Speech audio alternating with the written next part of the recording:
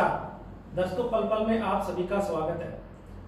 हम आपके सामने अभी आरबीआई द्वारा जो देश की जनता को कुछ राहत दी गई है उस पर चर्चा करेंगे और चर्चा में हमारे साथ है पल पल के प्रधान संपादक श्री सुरेंद्र भाटिया जी। नमस्कार जी। सर, आरबीआई ने आज देश की जनता को या कहें कि बैंक उपभोक्ताओं को कुछ राहत दी है। उन्होंने जहां रेपो रेट में कटौती की है, वहीं लोन भरने की जो किस्त होती है उसमें भी आगामी 3 महीने के लिए और छूट दी है। पर अक्सर देखने में यह आया है कि बैंक ग्राहक जो होते हैं उन्हें प्रॉपर जो बैंकों की सुविधा होती है या जो छूट दी जाती है उसका उतना लाभ नहीं मिल पाता जितने कि वो हकदार होते हैं। तो आपके हिसाब से जो आज आरबीआई ने जो रेपो रेट घटाए हैं और लोन भरने की जो मियाद है वो 3 महीने के लिए और बढ़ाई है, उसका बैंक उपभोक्ताओं को या जिन्होंने लोन ले रखा है उन्हें कितना लाभ होगा?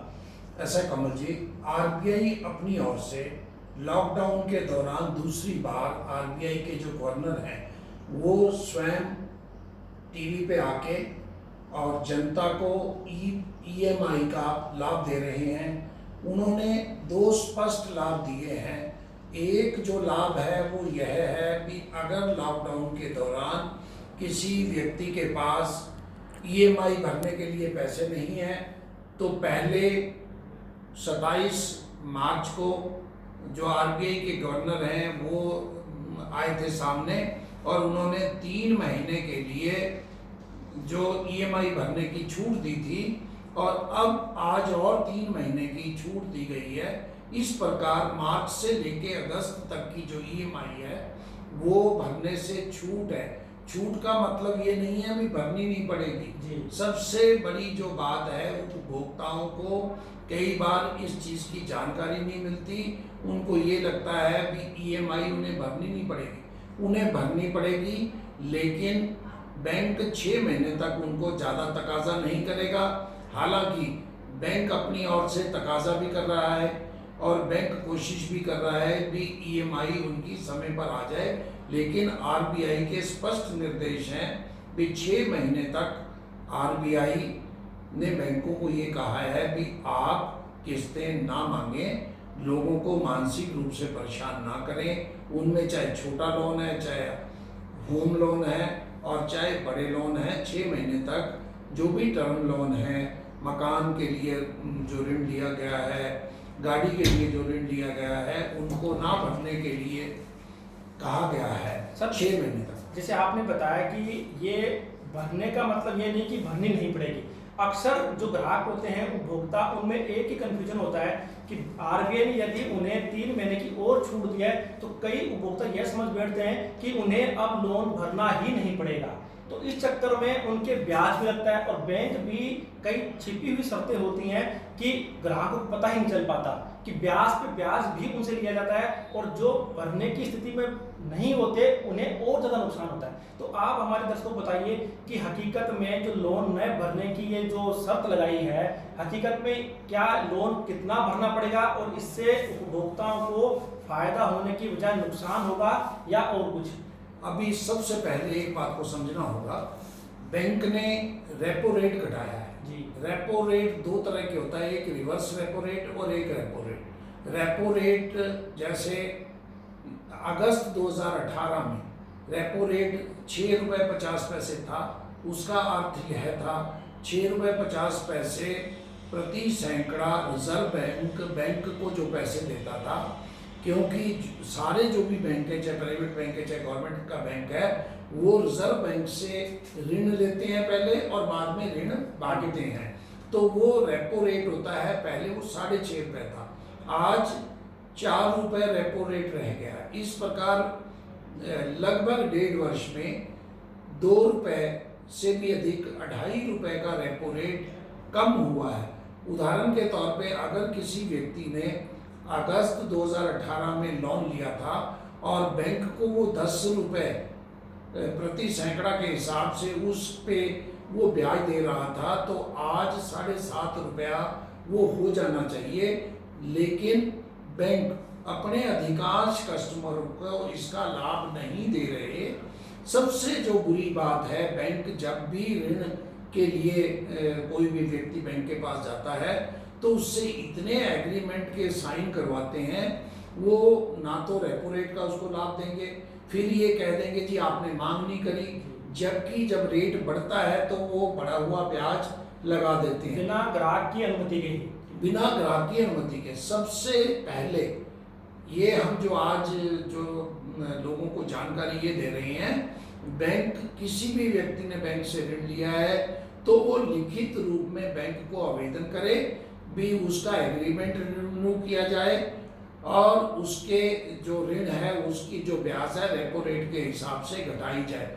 आमतौर पे बैंक नहीं घटाता। और सरकार को क्या करना है, सरकार ने जो 6 महीने की किस्तें, 6 महीने की किस्तें ना भरने के लिए रिजर्व बैंक ने कहा है, और वो रिजर्व बैंक किसका है, भारत सरकार का। भारत सरकार के फाइनेंस डिपार्टमेंट के निर्देश पे रिजर्व बैंक ने ये सब कदम उठाए हैं। लेकिन अगर उपभोक्ता तक वो नहीं पहुंचेंगे तो उसका लाभ नहीं होगा। रिजर्व बैंक को भी चाहिए कि वो सभी बैंकों को यह उसके बाउंड करे, उसके लिए उस पर पाबंदी लगाए, उस पर चाहे उसको जो मर्जी उस पर कार्रवाई करनी पड़े, जो रेपो रेट जितना भी घटाया गया है उसका लाभ उपभोक्ताओं को बिना किसी, क्योंकि ये संकट का काल है, बिना किसी अनुबंध के, बिना किसी एप्लीकेशन के, इवन की बैंक 2 तरह से लोन देता है। बैंक अपने सुविधा के लिए फ्लोटिंग रेट पे देता है। फ्लोटिंग रेट वालों को ये नहीं पता होता भी उनका जो ऋण है वो रेपो रेट से जुड़ा हुआ है। अगर आपने फ्लोटिंग रेट का मतलब ये है भी बैंक का जब भी बढ़ेगा वो बढ़ाएगा, जब घटेगा घटाएगा।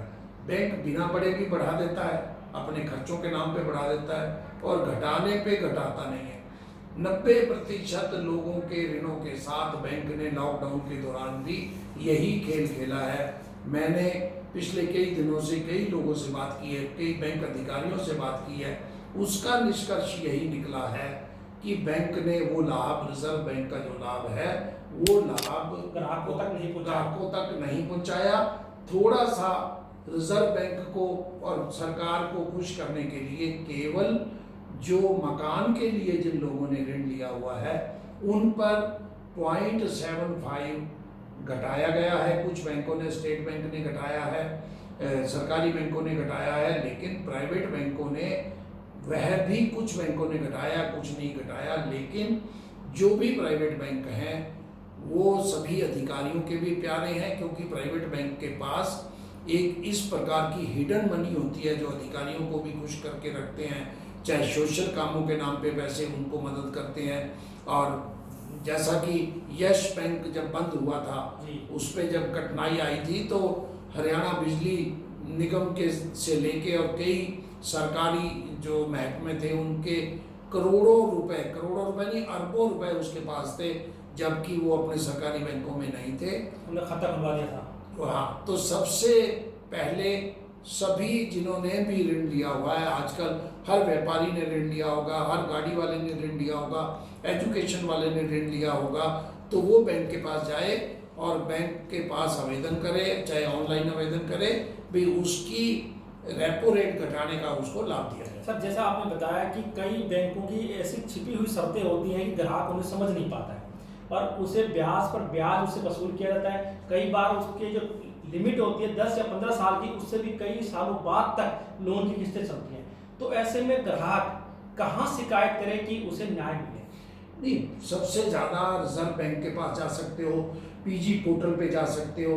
उसके अलावा बैंकिंग का एक अपना जो है लोकपाल भी बना हुआ है, आप वो नेट पे निकाल के उसके पास भी जा सकते हो, लेकिन आपको अवेयर रहना होगा अगर इसका लाभ उठाना होगा।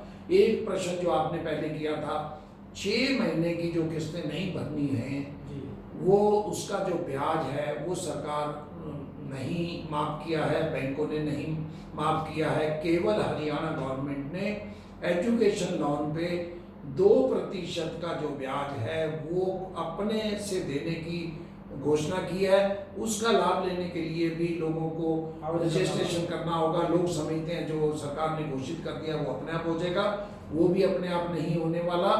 तो इसके लिए भी आपको प्रयास करने होंगे। और सरकार ने अगर अर्थव्यवस्था को गति देनी है तो सरकार को ये 6 महीने का जो ईएमआई जो आपने बढ़ाई है, आप ये जानते हो भी अगले 6 महीने तक कम से कम काम नहीं चलने वाले। हो सकता है ये 6 महीने के 1 साल 2 साल भी काम लोगों के ना चले, लोगों को अर्थव्यवस्था को धक्का लगे, तो ये 6 महीने का जो ब्याज है वो कम से कम उनके ऋण से हटाकर वो अलग खाता में डाल देना चाहिए।